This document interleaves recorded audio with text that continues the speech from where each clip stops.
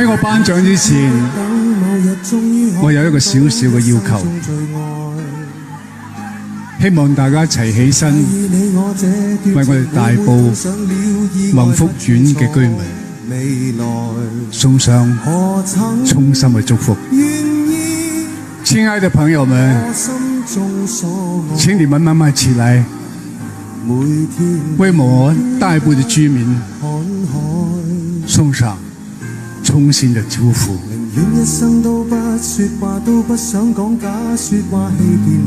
Good evening, ladies and gentlemen. Please rise and join me.